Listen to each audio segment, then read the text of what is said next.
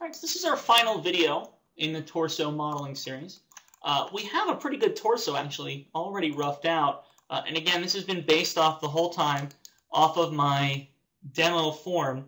I also want to just give a little bit of the starting point for the legs and the starting point for the arms roughed in, and a little bit of the neck before we're done with our video series. Now I'm actually going to continue with the legs first by going to Select Border Edge tool, double click on that edge so I get the whole loop at once. I'll turn my template back on, and I will hit Extrude. I will move this downwards, and right away I'm going to hit R for the scale tool and start to flatten this out just a bit while scaling it backwards. We want to make sure that we can get this to return outside of the form before we go much further. I'm going to set my template here as a wireframe so we can see inside of it. It's just going to be easier for the next couple of steps. And I'm going to use this model, really just kind of push these points around to help define the backside of the legs. But you'll notice, and this is an important part, that because of the position of the edge loop I already created, the butt itself is actually not technically part of the torso. It is separated out almost entirely by this upper edge loop. So this is looking pretty good. Got to move this position around just a little bit more.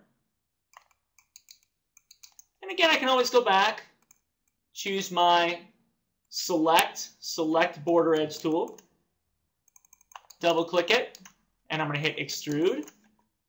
And I'm going to move it down pretty far this time and scale it all the way flat and scale it in on the legs.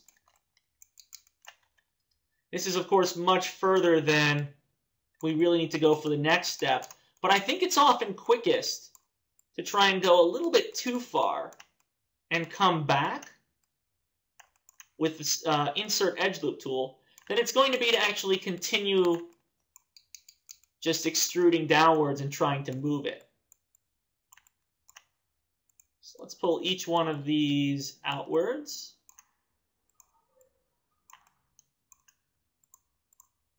We've got a lot of divisions along the legs on the inside, and that may stay, it may not. That'll all actually depend on what happens with your feet later on. And oops, I've got two vertices selected up here.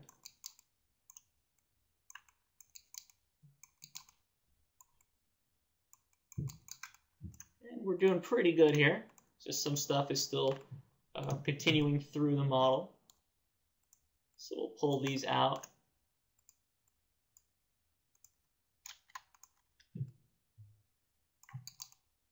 And now that we've got this established, let's come back in again with the Insert Edge Loop tool. And I'm going to cut another edge loop right on the bottom side of where the butt is going to be. Which is going to mean I'm going to have to essentially invert my curve here a bit to make sure this is positioned correctly. And then again, it's coming back in and moving the position of your vertices till they're in the place that you need. I'm going to try and pull up this edge more towards the outside.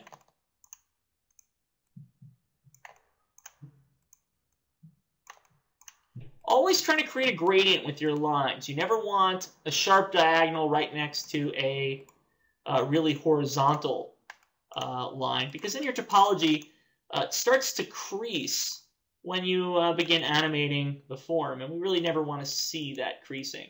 Here everything's just getting a little bit too dense as well, so I'm going to try and alleviate some of that if possible. These vertices seem to be pinching in.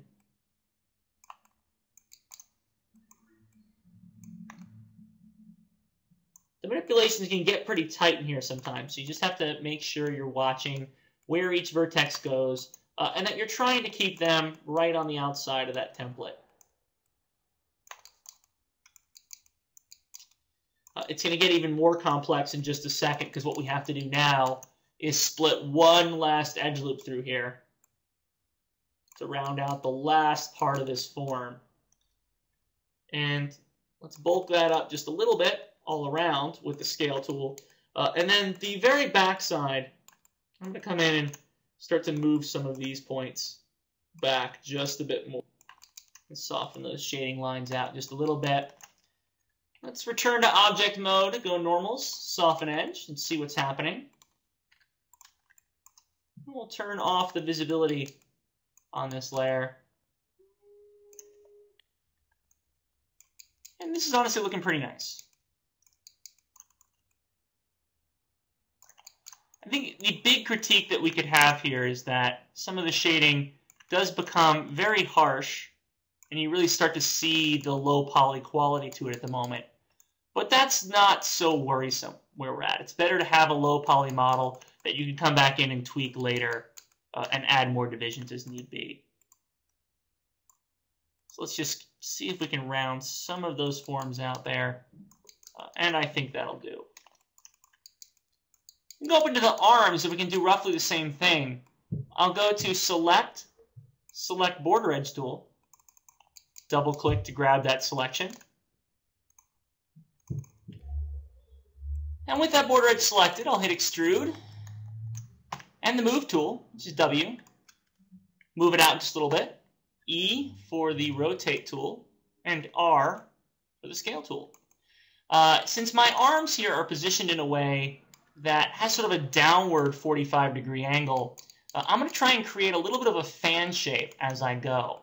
But in this case, I think it's going to be easiest to just touch up my vertices at each step to make sure I'm not delineating too far from the form.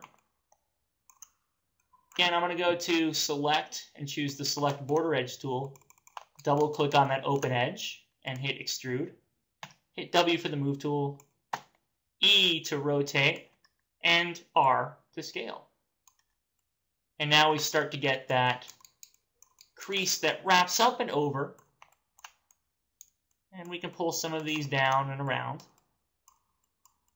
And I want to try and get these vertices right out on top of the deltoid just a little bit. I think it's going to be easiest now to hide my template. And with a little bit more manipulation, I can start to pull back a form, which would be a very good start to an arm. I return to object mode, go to normals, soften edge, and there we go. Last step, we can do the same thing working with the neck. And I'm just going to bring out some of these vertices for the shoulders very quickly.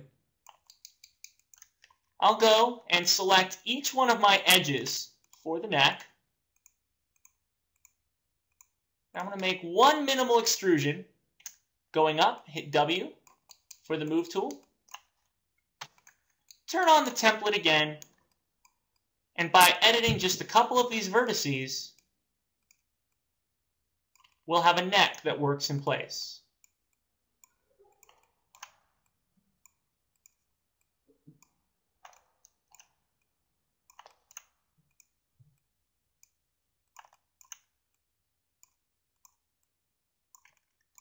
One last vertex, and we're there. We'll push in a little bit into the sternal notch.